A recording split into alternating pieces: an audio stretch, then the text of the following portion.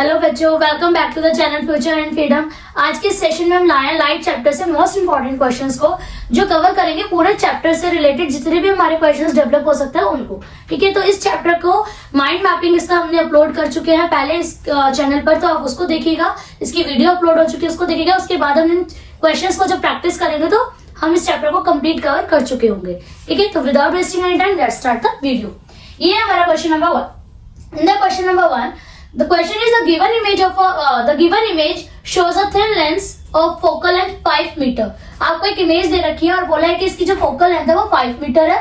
Now the question 1, A part is asking what is the kind of lens shown in the figure. ये कौन सा lens है? As simple as that, this is your convex lens. ठीक है, तो आपको पता है कि कॉन्वेक्स लेंस होता है आपका इस तरीके का कुछ। ओके, कॉन्वेक्स लेंस आपका इस तरीके से होता है और आपका कनकेव होता है इस तरीके का। ठीक है, now let's come to the B part. If a real inverted image is to be formed by this lens at a distance of 7 meter, image जो है वो 7 मीटर के डिस्टेंस पे बन रही है from the optical center and image is also real and inverted. Real inverted है, ठीक है, और आपका जो distance of the image है that is 7 मीटर। तो यानी कि अगर मैं इसको सॉल्व करूं B पार्ट पे, जो मेरा इमेज का डिस्टेंस है दिस इज 7 मीटर, और क्या कहते हैं आगे आपको बोल रहा है show with the calculation where should the object be placed, कि आपका जो ऑब्जेक्ट है वो कहाँ होना चाहिए, यानी कि हमें यू की वैल्यू निकालनी है और फोकल लेंथ 5 मीटर है, वो हमें ऊपर क्वेश्चन में गिवन है। So basically we have also learn about the lens formula. Lens formula क्या था आपका? 1/f is equals to 1/v minus 1/u। अब क्या करेंगे, सिंपली इसमें वैल्यूज को पुट कर देंगे। 1/f यानी कि 1/5 is equals to 1/v is 7 minus 1/u। अब आप इसको सॉल्व करेंगे तो 1/u जो है आपका क्या हो जाएगा 1/5 1/7 माइनस 1/5। एलसीएम लेंगे 35 आएगा, 7 5 जो 35 माइनस 7 इज इक्वल्स टू ये आपका आ गया माइनस 2/35। अब आप देखेंगे यहाँ पे कि जो आपका u है ये क्या है आपका नेगेटिव आया है। ठीक है, अब आप समझ जाएंगे यहीं से कि u की वैल्यू हमारे कॉन्वेक्स लेंस के केस में वैसे भी नेगेटिव होती है कि ऑब्जेक्ट हम कहाँ रखते हैं, लेफ्ट साइड पे रखते हैं। तो यहाँ से हमारा u आ गया माइनस 2/35। अब थर्ड क्वेश्चन में वो कह रहे हैं कि draw a ray diagram of b। जो हमारा u की वैल्यू है, v की वैल्यू है, f की वैल्यू है, हमें इसका क्या करना है, एक रे डायग्राम बनाना है। u नेगेटिव है माइनस 2 आपका आया 35। अगर मैं इसको सॉल्व करूंगी तो ये कुछ आएगा आपको 0 पॉइंट समथिंग आपका इधर आएगा। तो आप u के लिए क्या करोगे, इसको फोकल लेंथ 5 है तो इट मींस कि वो यहाँ पे होगा आपका ऑब्जेक्ट, और ये आपका जो बनाएगा वो इधर बनाएगा। ये देखिए फोकल लेंथ 5 है और हमारी जो इमेज है वो 7 पे बन रही है, यानी कि फोकल लेंथ की उस साइड बन रही है, और रियल इन्वर्टेड है यानी कि रियल बनेगी और इन्वर्टेड यानी कि उल्टी बनेगी। तो ये था हमारा क्वेश्चन नंबर 1। इस टाइप की क्वेश्चन लगाते हैं। मैंने आपको पहले ही बताया था कि ये जो लेंस फॉर्मूला है, मिरर फॉर्मूला है, इंपॉर्टेंट है, और रे डायग्राम्स को करना भी इंपॉर्टेंट है।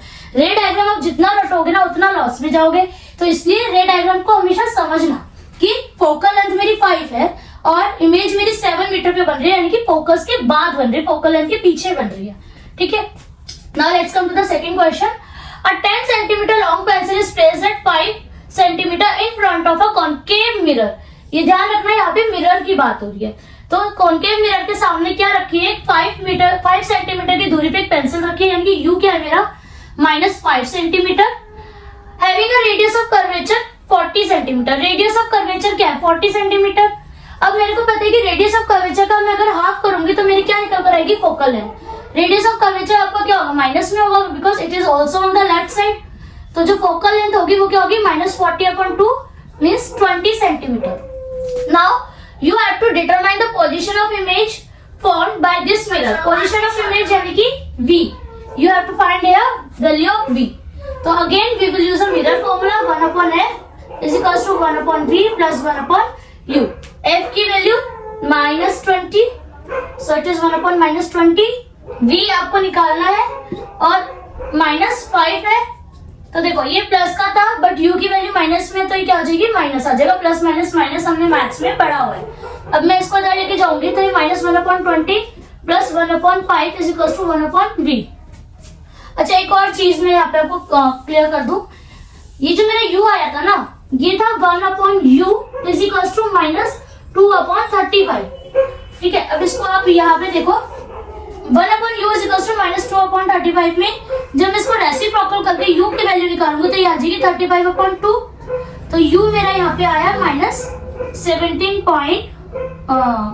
आपका बचेगा 5।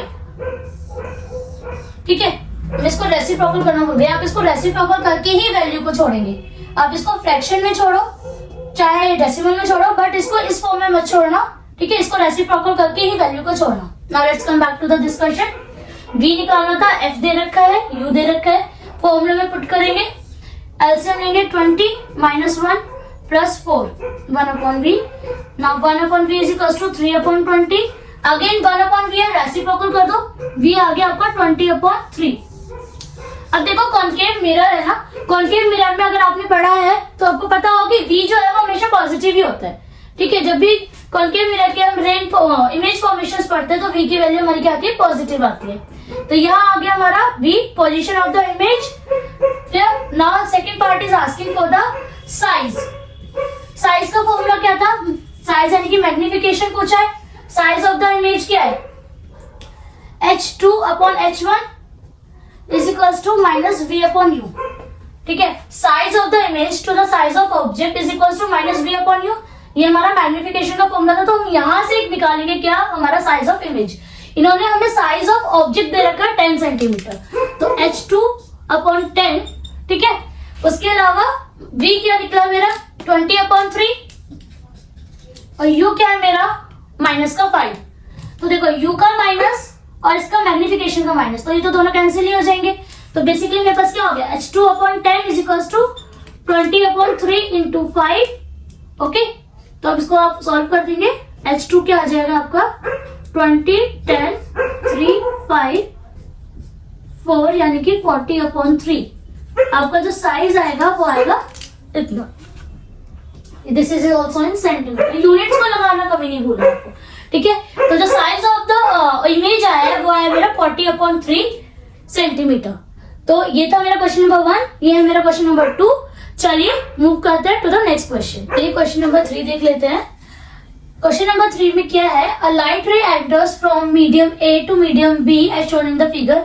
ये मीडियम ए है और आपका ऊपर है आपका मीडियम बी। एक लाइट रे है, इंसिडेंट रे एंटर करती है मीडियम ए से मीडियम बी में। Which one of two media is denser with respect to other medium, justify your answer. देखिए इसमें से दोनों में डेंसर कौन सा है। ठीक है, तो देखो जो हमारी इंसिडेंट रे नॉर्मल के पास होगी, ये हमारी प्लेन प्रिंसिपल एक्सिस होती है, प्लेन एक्सिस होती है। जो रे हमारी प्रिंसिपल एक्सिस यानी कि प्लेन एक्सिस के पास होगी वो होता है हमारा डेंसर मीडियम। तो medium A is denser with respect to medium B. ठीक है, क्यों, क्योंकि जब मीडियम ए से मीडियम बी में जा रही है तो it is getting far away from the normal. इतना क्लियर है। देखिए 10th की बोर्ड में ना जो सबसे इंपॉर्टेंट चीज आपके काम आएगी वो ये कि आंसर्स हमेशा कट टू कट लिखना, कोई फर्दर कोई एक्स्ट्रा एक्सप्लेनेशन नीड है ही नहीं। तो इससे पूछो कौन सा मीडियम है, medium A is denser with respect to medium B as the incident ray went away from the normal, as the incident ray bends away from the normal,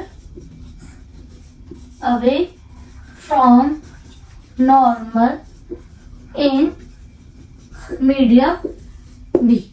Okay, now next part is asking if the speed of light in a medium A is VA and in B is VB। अगर जो speed of light है वो medium A में VA है और medium B में VB है, what is the refractive index of B with respect to A।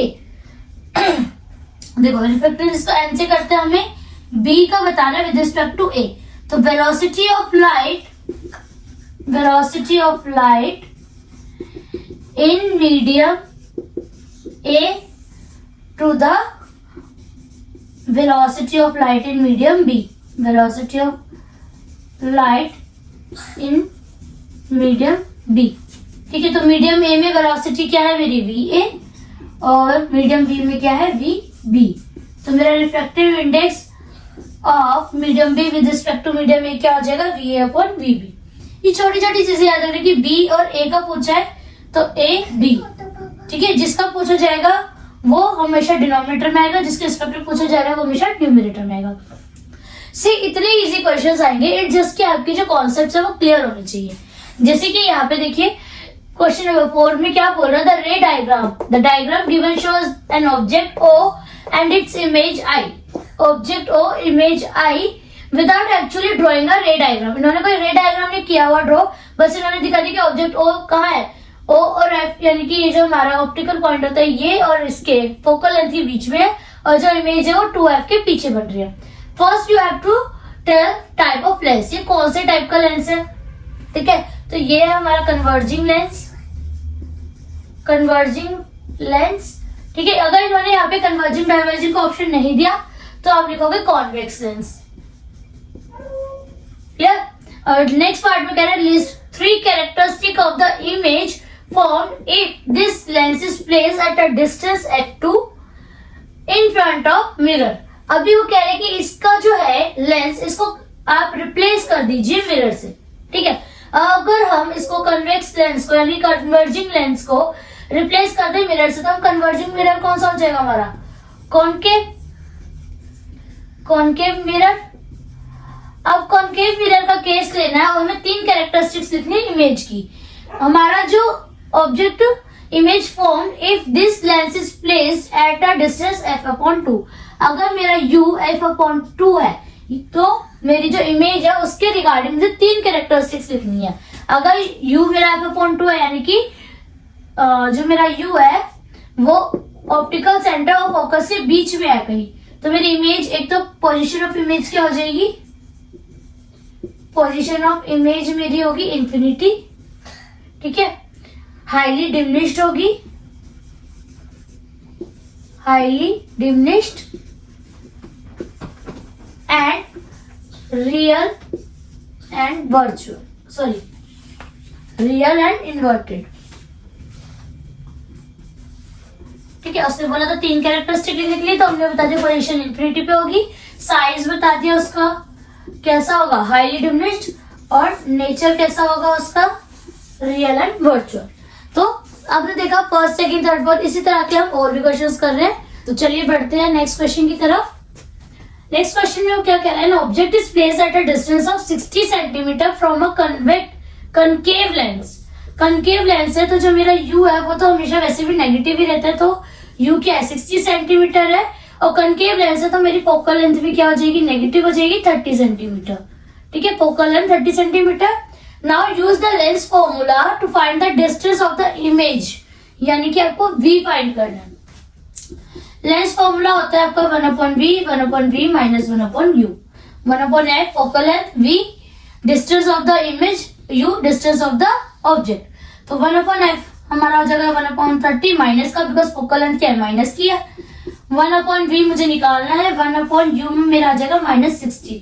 तो जब मैं इसको कन्वर्ट करूंगी तो ये हो जाएगा -30 -1/30 1/v प्लस 1/60, और जब इसको सेग्रीगेट करूंगी तो ये आएगा 1/v is equals to 1/30 minus 1/30 minus 1/60।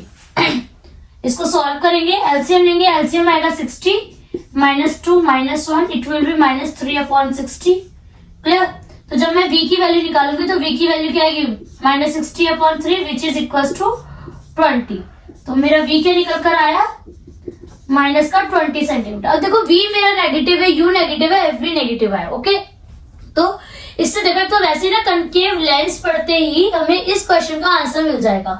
वो कह रहा है list 4 characteristics of the image, nature, position, size, erect and inverted formed by the lens in this case. इस केस में कॉनकेव लेंस की मदद से जो इमेज बनेगी इसकी चारों कैरेक्टरिस्टिक्स बतानी है। तो नेचर क्या होगा उसका, ऑलवेज कॉनकेव लेंस कैसे बनाते हैं, वर्चुअल एंड इरेक्ट। साइज क्या होगा, डिमिनिश्ड, ठीक है। और उसकी पोजीशन में निकाल ही दी है, v क्या होगी -20 सेंटीमीटर, ठीक है। और ये इरेक्ट इन्वर्टेड में भी हम बता चुके हैं कि इरेक्ट होगा नेचर उसका वर्चुअल होगा, साइज उसका डिमिनिश्ड होगा, पोजीशन उसकी माइनस में 20 सेंटीमीटर यानी कि मिरर के बिल्कुल सामने होगी। तो ये तो हमारा क्वेश्चन नंबर 5। अब आते हैं क्वेश्चन नंबर 6 पे। तो चलिए, ऋषि went to the palmist to show his palm. The palmist used a special lens for this purpose.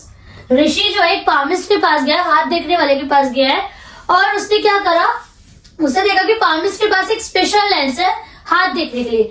तो state the nature of lens and reason for its use. जो lens है उसका नेचर क्या होगा और उसका रीजन बताना है कि वो ये वाला जो लेंस है वो क्यों यूज करते हैं। तो ए का आंसर सबसे पहले ये बताएंगे कि लेंस कौन सा होगा। देखो, रीजन बताती हूँ, उसके बाद हम लेंस पे जाते हैं। हमने हाथ देखना है, तो पावे से एक लेंस लिया और वो क्या करने की कोशिश कर रहा है, उसका हाथ देख रहा है। हाथ पे क्या होता है, हमारी हाथ की रेखाएं होती है। पामिस्ट उस लेंस की मदद से उन रेखाओं को मैग्नीफाइड करके देख रहे हैं। अब मैग्निफिकेशन किस में होगी, हमारे कॉन्केव में, ठीक है, क्योंकि ये डाइवर्जिंग है। क्लियर। तो कॉन्केव में क्या होगा मैग्निफिकेशन, तो वो कॉन्केव लेंस यूज कर रहा है। एंड क्यों यूज कर रहा है, टू सो दैट ही और she can magnify the lines drawn on our palm. हमारे हाथ पे जो लाइन्स ड्रॉ हो रखी है उनको मैग्नीफाइड करने के लिए, so as to see magnified image of the palm, so as to see the magnified image of the palm, magnified image of palm। ठीक है। नेक्स्ट वो बोल रहा है where should the palmist place hold the lens so as to have a real and magnified image। हमें real और magnified image चाहिए, तो हम उसे कहां पर देखेंगे, हम देखेंगे उसे बिटवीन f' एंड 2f'। जब आप उस इमेज को f' एंड 2f' के बीच में रखोगे, तो सॉरी, जब आप अपने लेंस को, इमेज को, सॉरी यस, जब आप अपने ऑब्जेक्ट को, अपने हाथ को f' एंड 2f' के बीच में रखोगे, तो जो इमेज है वो मैग्नीफाइड होगी और रियल दिखाई देगी। ठीक है। तो ये हो गया बी का पार्ट। सी पार्ट में क्या है, if the focal length of this lens is 10 centimetre, अगर इसकी फोकल लेंथ 10 सेंटीमीटर है, and the lens is hold at a distance of 5 centimetre, यानी कि यू मेरा 5 सेंटीमीटर है, from the palm, use lens formula to find the position again. अब देखो, concave lens की बात हो रही है और यहाँ पे भी लेंस फॉर्मूला था, कॉन्केव लेंस था।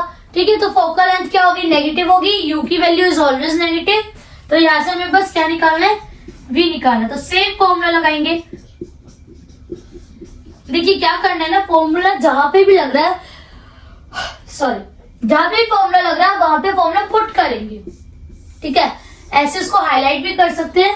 हाईलाइट करने से क्या होगा कि ना मार्क्स, मतलब एक प्रेजेंटेशन अच्छा होता है, तो टीचर को भी लगता है कि हाँ भाई बच्चे ने पढ़ा हुआ है, इसको पता है चीजों के बारे में।